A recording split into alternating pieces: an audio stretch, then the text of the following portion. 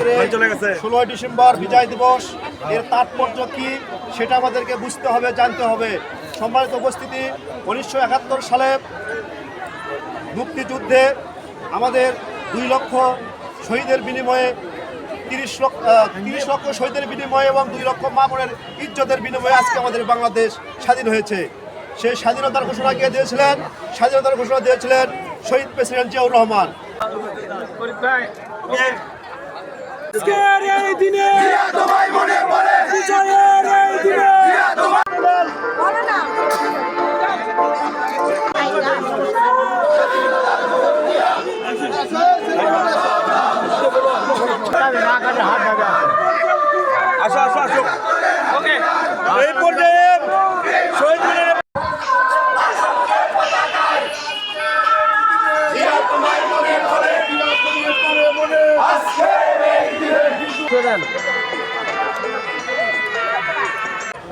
তাদেরকে দীর্ঘ 15 বছর ধরে একটি সরকার তারা স্বাধীনতা সম্পর্কে ভুল তথ্য তাদেরকে দিয়েছে, স্বাধীনতার ভুল মেসেজ দিয়েছে তাদেরকে স্বাধীনতা সম্পর্কে ইতিহাস বিকৃত করেছে তারা। তাই শিক্ষক মন্ডলীদের কাছে আমার আহ্বান থাকবে যে বাংলাদেশের 30 লক্ষ মানুষের এক সাগর রক্ত স্বাধীন সার্বভৌম দেশের জন্য, একটি মানচিত্রের জন্য, বৈষম্য দূরীকরণের জন্য বাংলাদেশের লক্ষ লক্ষ ছাত্র জনতা জীবন দিল, লক্ষ লক্ষ মা বোনেরা তারা সর্বস্ব হারালো।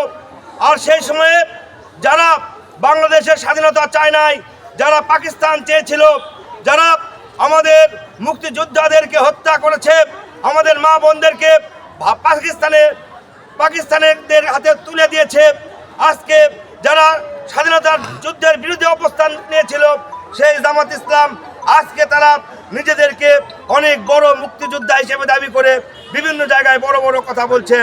প্রিয় ভাইরা আমার, আজকে তাদের সম্পর্কে আমাদেরকে সাবধান হতে হবে। এই জামাত শিবির অতীতে স্বাধীনতা যুদ্ধ চায় নাই, আজকে তারা দেশের নেতৃত্ব চায়। তাই আপনাদেরকে আহ্বান থাকবে, আজকের এই বিজয়ের দিনে এই যুদ্ধ অপরাধীদেরকে আমরা প্রতিহত করতে হবে।